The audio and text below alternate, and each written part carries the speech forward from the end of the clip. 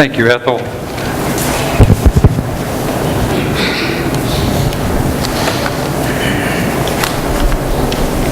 Let me ask how the sound is. Are we okay with sound? Can you hear okay? Good.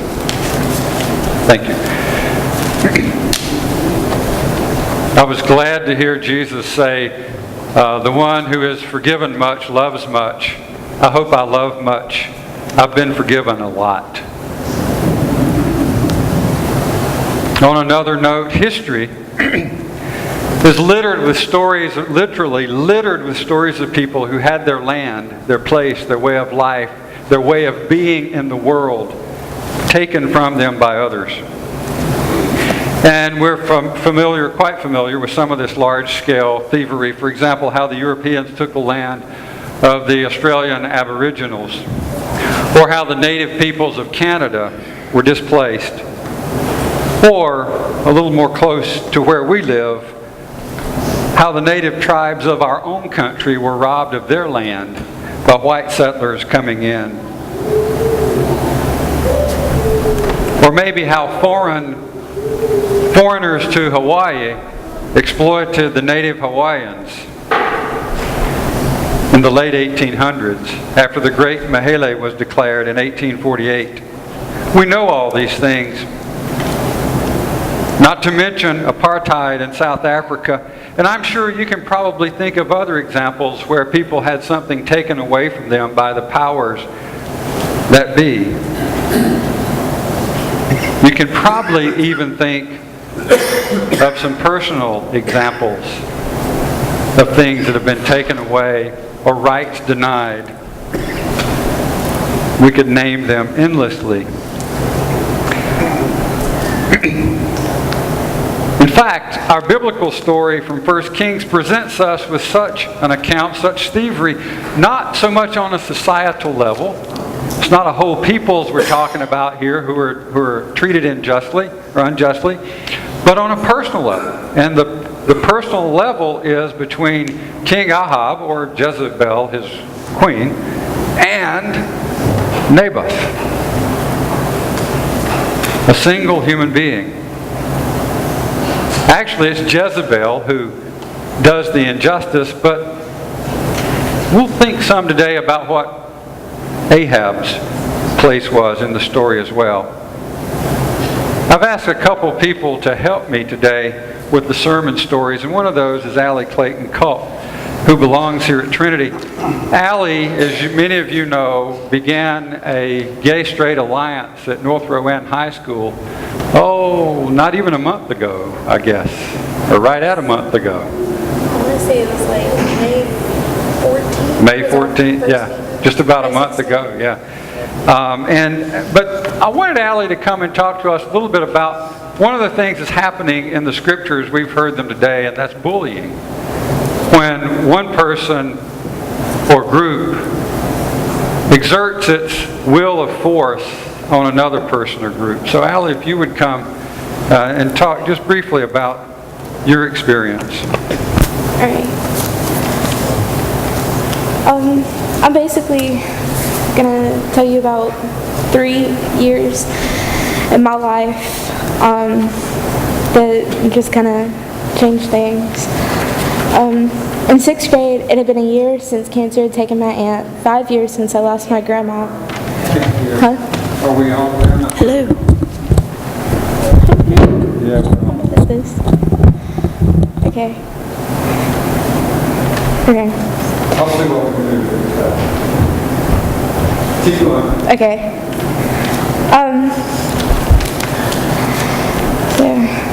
It had been 1 year since I had lost my aunt when I started 6th grade, 5 years since I lost my grandmother, and 1 year until I would soon lose my grandfather to cancer as well.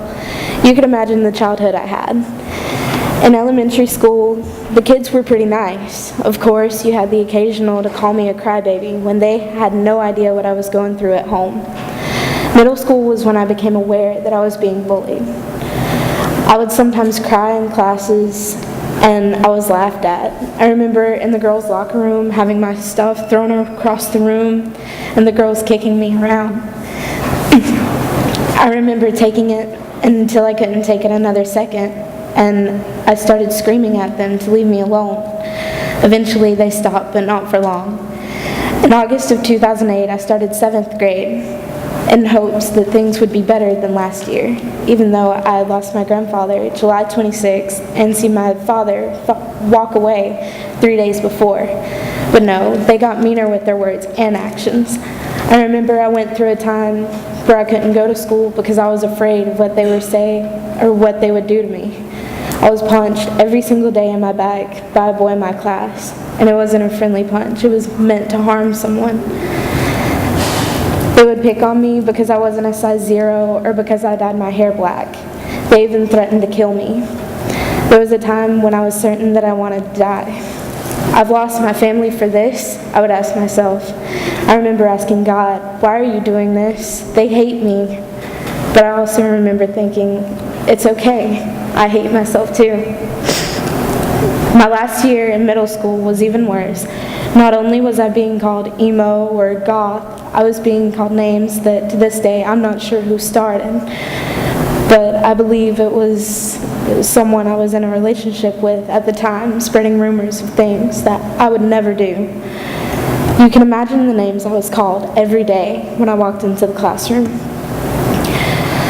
These 3 years were not easy. In fact, I hope that no one has to go through anything that I did. I survived, but it made a lasting impression. I still hear their words every day, every morning when I get up. When someone leaves me, I feel like it's because they hate me or I wasn't pretty enough. When someone compliments me, my mind tells me they're lying. When I say I'm fine, most of the time I'm not. And when I'm quiet, my mind is racing through all of it again. But I know now why God gave me such obstacles. He didn't want me to give up, so that I may tell this story and give others hope that it just takes time and things will get better. I'm a lot better than I used to be. And I use my experiences for examples when I'm helping others get through theirs. I believe that God gave me the purpose to be selfless and love unconditionally, and I believe that is who I'm meant to be. Thank you.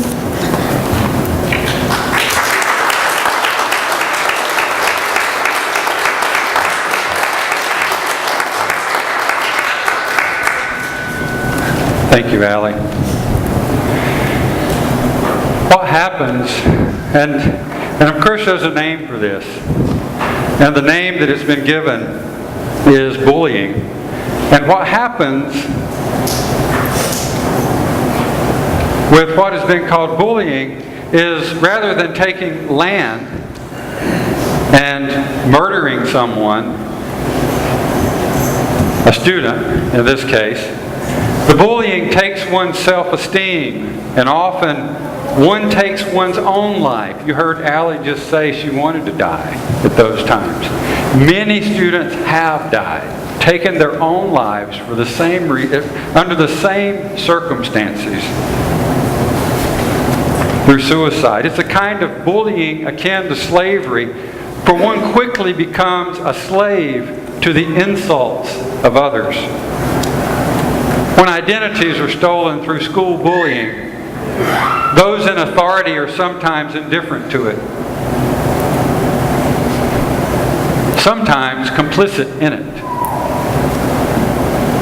Ahab seems almost an innocent as Jezebel's plot unfolds to murder Naboth. But who has the power in the story?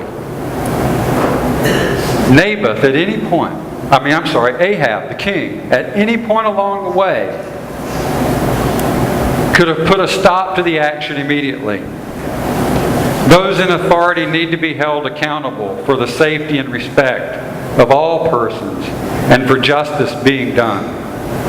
When we as a society and a legislative body of government sit idly by and call violence against another human being bullying, because it happens at school, if it happens at school, it's somehow less a crime than if it happens on the street, then we too play the part of complicit Ahab. Violence against another human being be it physical, verbal, or emotional, is a crime punishable by law.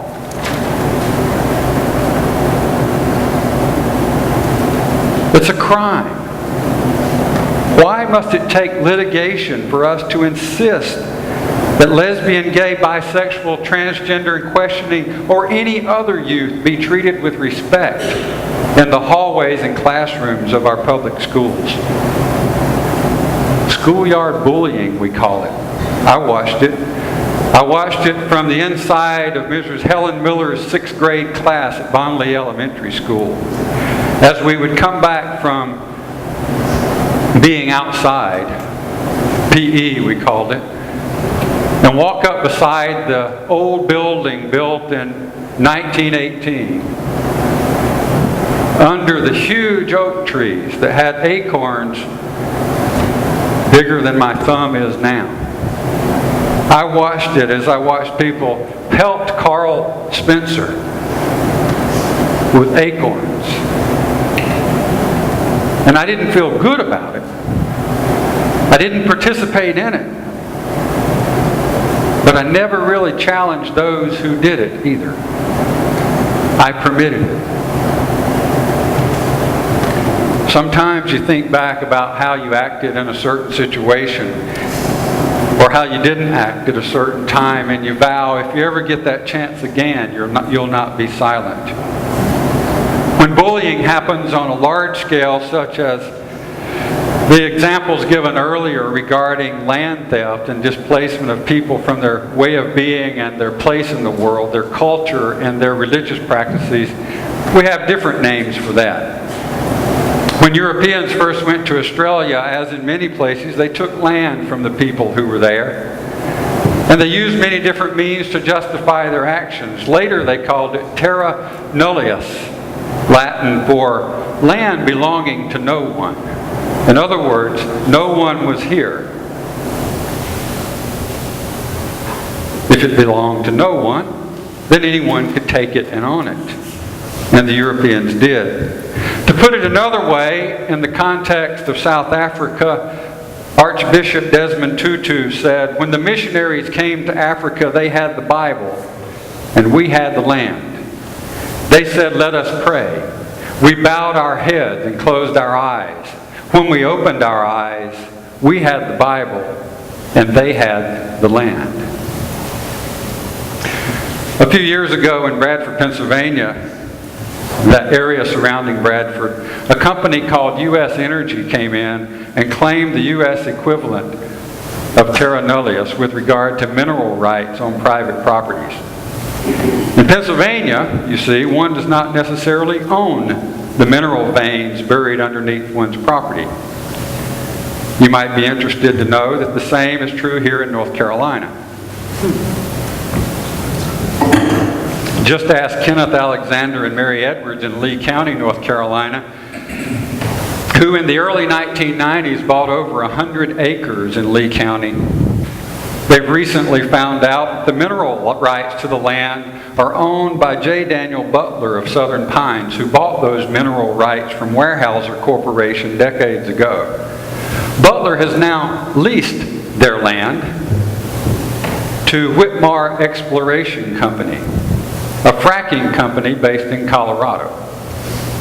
Butler, who owns the mineral rights to that property that they live on, is anxious to see fracking get underway in Lee County, North Carolina. He says, and I quote a February 16th article in the Raleigh News and Observer, I can understand the anxiety of people not familiar with the industry, Butler says. I know this business in Pennsylvania and other places. It's very amiably done with surface owners.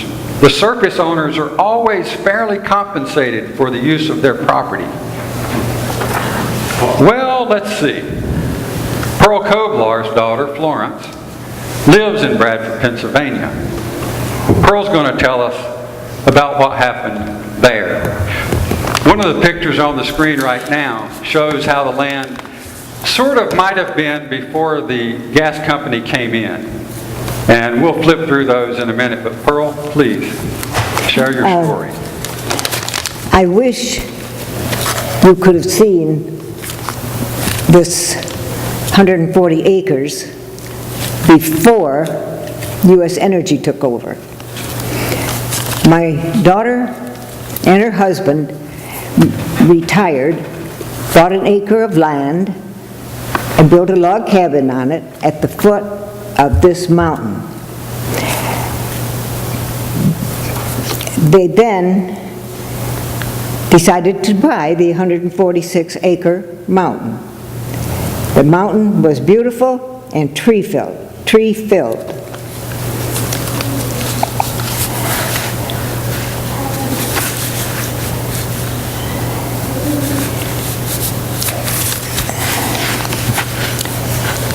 There was many forests, and what Florence and John really enjoyed was the wildlife. There were deer and pheasants, all kinds of small wild animal.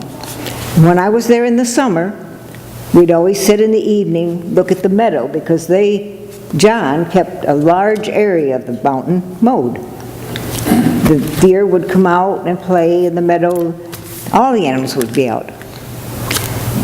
I've been there 3 years now, have not seen one deer.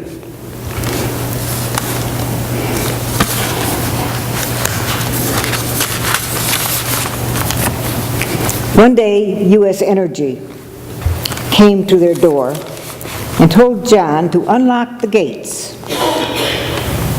so they could move their drilling equipment in and up the mountain.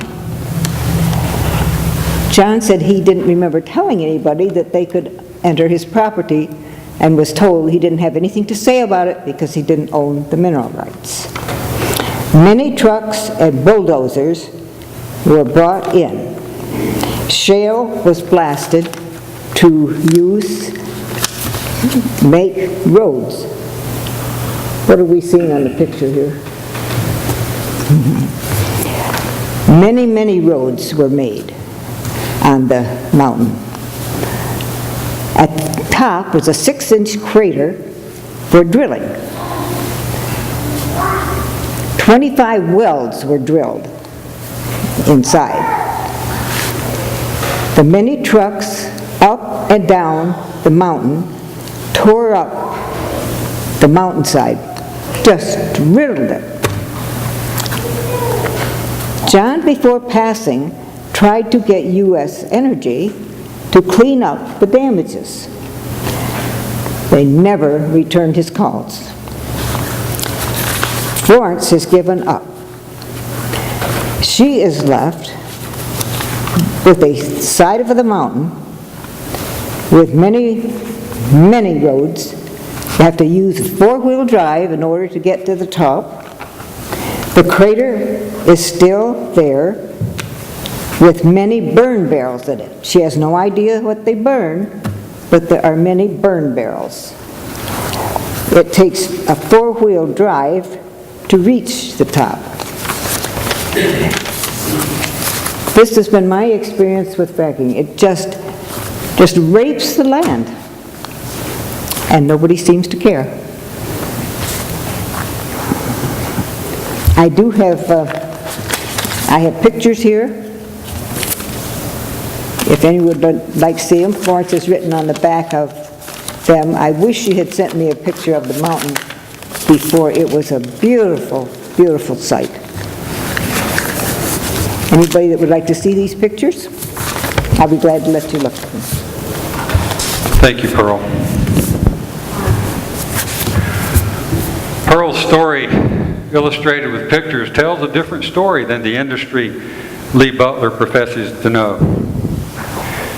But there's hope in North Carolina. Our General Assembly has passed legislation allowing fracking, but it's placed a 2-year moratorium on drilling.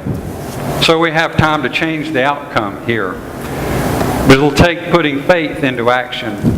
What if we stood up for earth, which is the Lord's, and the fullness thereof, and its people? I'll tell you another story. The High Court of Australia in 1992, after a 10-year lawsuit, declared that terra nullius was wrong. and that the Aboriginal people had indeed been in Australia for thousands of years prior to the arrival of the European settlers. Well, that's a no-brainer. The High Court decreed that the Aboriginal people had rights to the land, but that never would have happened if it hadn't been for one man named Vincent Lingiari, an Aboriginal who almost 30 years before, in 1966, had led a protest against the Vesti Company for Aboriginal wages. They were denied an increase by the Vesti Company, but the protest set off a growing concern and support for the Aboriginals and the theft of their land. In 1975, the Prime Minister met with Mr. Lingiari and poured some sand into his hands, a symbol of the recognition of their land claims. Australian singer Paul Kelly immortalized this story in his song, "From Little Things, Big Things Grow." It only takes one to stand up for justice. The story of Jesus in Luke standing up to the insensitive Pharisee with regard to the woman at Jesus' feet, or Vincent Lingiari standing up to the Vesti Company, or Culp standing up to bullying, or poor Kobylarz standing up to the fracking industry, or thousands standing up every Monday in Raleigh at the legislative building to say no to injustices being committed against the poor, the unemployed, the hungry, and the voiceless. What if we stood up for what is right?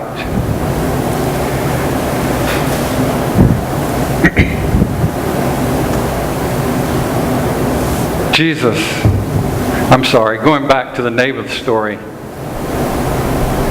verse 17 in 1 Kings. After Ahab has gone to take possession of the vineyard that belonged to Naboth. Verse 17 says, "Then the word of the Lord came to Elijah the Tishbite." Who was Elijah? The Tishbite. Elijah was the prophet. Our lesson writer this morning in Sunday school says, and this story just remains not even a footnote in history, except that the prophet shows up and speaks truth to power. Laws are often made and often favor the rich and powerful, as they did in Australia and in North America and in Canada and in Hawaii and in countless other places where colonialism has overtaken the indigenous peoples, or in schools across this land where administrations have turned a blind eye to school violence. But Jesus says to the woman who's shown great love, "Your faith has saved you. Go in peace." Why do we have to wait for litigation and change laws to make things right? As people of faith, we're subject to another law, the law of compassion, justice, stewardship of this planet, care of this earth and its people. It's the law of great love. Keep standing, keep singing that song of love, and justice will follow. This past Monday, as I was on the lawn of the legislative building with over 1,000 other protesters, one of the speakers told a story about the Reverend Dr. James Forbes when he was in college at Shaw University in Raleigh. He went in as a freshman, the story goes, and the professor, wanting to evoke the critical thinking in these young college students, began to challenge their beliefs about the Bible and about God. They sat there dumbfounded in silence. Finally, James Forbes stood up. The professor said, "Young man, do you have something to say?" Forbes didn't speak. The professor said, "Young man, why are you standing there?" Forbes said, "Because I thought it was time somebody stood up for Jesus." It's time for us to stand up for the justice of Jesus, for the compassion on which that justice is based, Growing up, I knew bullying was wrong, and if I had the chance to do it again, I would stand up. I realize that that time is now. I do have that chance again. And I'm being called to speak out, to stand up for the justice of Jesus. That's why I was in Raleigh this past Monday. That's why we'll be at Salisbury and Charlotte Prides this coming Saturday and in August. That's why we'll be offering food to poor people in this fellowship hall at this church and housing homeless families.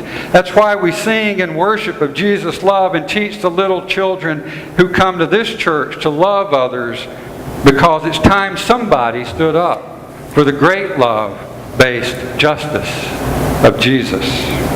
What if we stood up for Jesus? Amen.